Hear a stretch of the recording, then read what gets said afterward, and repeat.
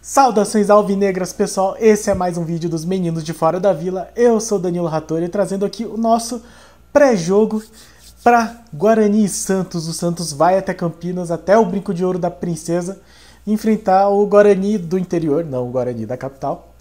E um jogo que é muito mais... Estamos muito mais otimistas do que estivemos nas últimas rodadas, acredito eu. Então, antes de falar... De novo, obrigado a todos os nossos inscritos, já chegamos a 323, agradeço a todos, muito obrigado. E se você não é inscrito, se inscreve no canal e aproveita, compartilha, deixa um like, deixa um comentário, deixe seu palpite para o jogo. E vamos falar então de Guarani e Santos, Santos e Guarani, um jogo em que o Santos vem de uma reconfortante, tranquilizante vitória contra o time da Marginal Sem Número e de virada fora de casa, espetacular, enfim. E vem enfrentar um Guarani que começou muito bem o campeonato. Começou vencendo o São Paulo com dois gols muito bonitos, muito impressionantes. Um golaço de falta, outro gol de fora da área. E só que depois acabou perdendo os outros dois jogos. E vale lembrar que a tabela do Guarani foi bastante complicada nesse começo. Pegou o São Paulo na primeira rodada, o Bragantino fora de casa na segunda, pegou o Mirassol, que é um time chato bastante. Na terceira rodada, fora de casa, também perdeu dessas duas equipes e agora recebe um Santos que vem um pouco mais embalado, né? Depois desses resultados ruins que nós tivemos contra a Inter, contra o Botafogo, perdendo para o Botafogo em casa. O Santos conseguiu essa vitória contra o Corinthians e vai ao Brinco de Ouro buscando manter esse embalo que essa vitória, espero, tenha dado para o time. O Santos que deve ter a mesma escalação que teve no jogo contra o Corinthians. A única dúvida seria a entrada do Sandri, mas aparentemente o Sandri não volta mesmo ainda. Então, basicamente a escalação inicial deve ser a mesma do jogo do clássico da última rodada. Então a gente vai ter João Paulo, Madison, Kaique, Bauerman e Felipe Jonathan, Camacho, Zanocelo e Goulart, Ângelo, Marcos Leonardo e Lucas Braga. Então o time aí nessa linha do 4-3-3, dois zagueiros, Kaique e Bauerman, fazendo essa dupla, uma dupla muito boa, diga-se de passagem, jogou muito bem. O clássico falhou no gol, mas parece que é regra, né? Falhar e tomar gol do jogo, mas de qualquer forma foi bem. No resto da partida deu pouca dor de cabeça para o nosso goleiro. Felipe Jonathan e Madison, eu vou colocar aí que talvez o Lucas Pires apareça como opção. O Lucas Pires que deixou uma boa impressão no jogo de quarta-feira, entrou muito bem. E o Felipe Jonathan, que é um cara que faz melhor a função de meia. A gente tem visto ele muito melhor jogando no meio de campo. Eu não me surpreenderia tanto se o Lucas Pires entrasse. Acho sim que o cara ele tem esse hábito de segurar os jovens, né? O Ângelo ele demorou bastante para colocar como titular. Mas acho possível também que essa coisa dos meninos da Vila acabe pegando um pouco o Carille, e aí ele já assumiu que o Ângelo é titular. Eu acho que vai ser... Bom, se for titular contra os caras lá em Itaquera, com certeza tem tudo para continuar como titular contra o Guarani no Brinco. E aí vai ter a possibilidade do Lucas Pires entrar, não só durante a partida, mas talvez como titular. Eu não descarto essa possibilidade, gostaria até de vê-lo, porque o Felipe Jonathan não é esse primor na lateral, ele tem exercido melhor a função de meio campo, e por conseguinte, nós poderíamos ter a opção do Felipe Jonathan na meia, e até talvez arrumar um pouco melhor esse meio de campo, porque no clássico, o ponto fraco do time acabou sendo o Camacho. Foi um jogador que jogou um pouco abaixo da média dos outros. E talvez desse para pensar...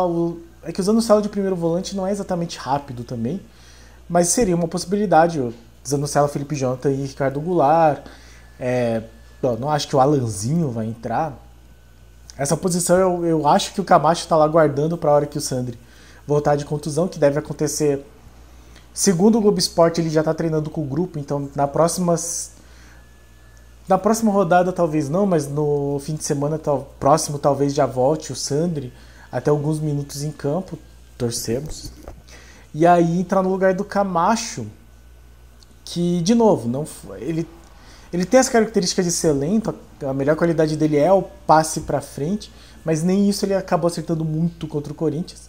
Então, eu acho uma possibilidade o meio de campo de Zanocelo, Felipe Jonathan e Ricardo Goulart com o Lucas Pires na lateral. Não estou cravando nada, é só uma possibilidade que eu acredito que seja interessante. O Ricardo Goulart segue, eu acho que ele aguentou bastante fisicamente no jogo anterior, no Clássico, mas nitidamente ele não estava no ritmo. Ali eu acho que cabe muito falar dessa questão de ritmo de jogo. Parecia mesmo que ele estava um pouco de fora de sintonia. No ataque vai ser Ângelo, Marcos Leonardo e Lucas Braga. Eu acho que a possibilidade do Léo Batistão entrar é bastante grande. Possivelmente no lugar do Ricardo Goulart, como foi no último jogo. E o Batistão entrou bem. Eu acho que não tem muito o que se preocupar nesse sentido. Então a nossa dúvida fica aí nessa questão do meio de campo / lateral esquerda. No resto eu acho que o Madison continua. Não sei se o Sandro aparece como opção, possível que sim. Mas o Madison, eu não gostei tanto da maneira como ele jogou, assim, mas eu acho que o Ângelo conseguiu ocupar bem a lateral.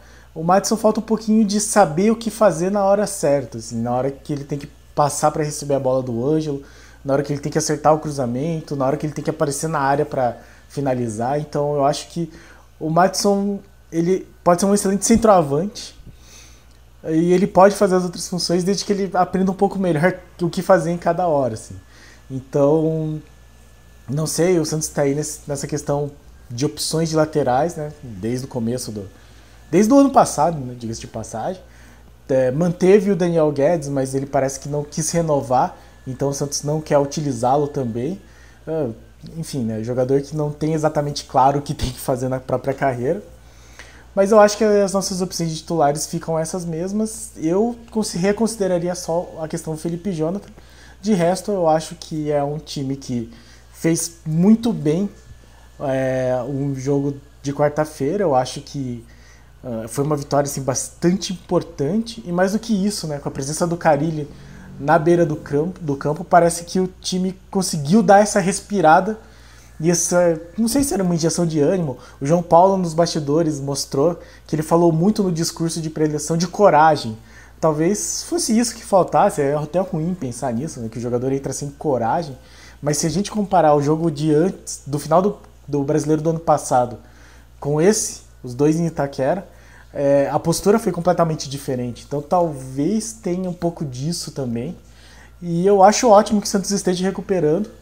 E a gente sempre lembra, né? Vencer um clássico fora de casa de virada é um negócio que, se for pesquisar, o Santos não deve fazer há muito, muito, muito, muito tempo. Então eu fico feliz que nós possamos estar aqui falando de um pré-jogo que é mais otimista, em que o Santos vai jogar fora de casa contra um time nível Série B, então não é um time assim, que nem o Botafogo de Ribeirão Preto, por exemplo, que já é mais Série D, mas sem esperar o time com medo. Eu acho que é isso que é o mais importante nesse time, que parece que eles compreenderam, assim, que o Santos tem potencial, tem capacidade, tem camisa para fazer frente a qualquer que seja o time, seja onde for o jogo.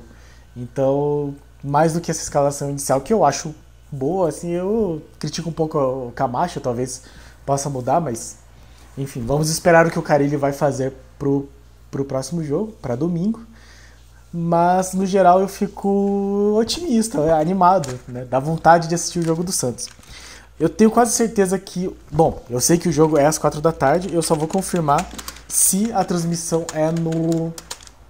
Se eu não me engano, a transmissão é na Record, para os estados que ela transmitir, então aqui para o Paraná, Mato Grosso do Sul, São Paulo, eu não sei se os estados do Sul também. E aí eu acho que o Premiere e o Paulistão Play também irão transmitir. Então, acho que talvez para quem não tenha recordes, assinar o Premiere seja uma boa opção. Discuti muito sobre isso, né, que é uma crítica que eu faço sempre. A maneira como se fragmentou. De acordo com o MSN.com, que eu acho que pega as notícias do lance, Record, Premier e Paulistão Play, Record em alguns estados. Vou até conferir quais são os estados que a Record transmite o Campeonato Paulista. Eu sei que ela comprou os direitos do Carioca também. Então, no Rio de Janeiro, Stephanie, sinto muito, não vai passar o Campeonato Paulista, passa o Carioca. E eu não sei como que eu vou conseguir. Bom, enfim, o dia que eu achar, eu comento sobre isso. No mais, o Santos está aí na segunda colocação do grupo. O Bragantino acabou vencendo o São Paulo num jogo maluco, tava ganhando de 2-1, tomou a virada de 3-2, depois virou para 4-3, doido. Mas enfim, como nós sabíamos já, o nosso grupo é complicado, tanto que a Ponte Preta, que é um time sempre difícil, tá na lanterna, mas com 4 pontos, só tá pelo saldo de gols. Então Santos, Santo André e Ponte Preta estão com 4, o Bragantino com 6. E o Guarani no grupo dele, vem aí de 2 derrotas, mas ainda segue em segundo. Está na frente da Inter de Limeira e do Água Santa e atrás do Corinthians. Então, Santos quase fechando esse grupo A aí, falta enfrentar o Água Santa. Mas é um adversário que é bastante viável, assim, uma vitória e mais do que uma vitória, assim, um bom futebol e uma vitória. As duas coisas são possíveis. O que vier será excelente, que venham os dois de preferência, mas se vier só a vitória, estamos aceitando também. Certo, pessoal? Então, amanhã, domingo, 4 da tarde, transmissão para Record em alguns estados, Paulistão Play e Premier. Guarani e Santos no Brinco de Ouro da Princesa. Uma escalação aí bastante ousada. Acho que o Carille assumiu esse 4-3-3. Então, mais do que nunca, junto com o esquema ousadia e alegria do Carille, pra cima deles. Abraço.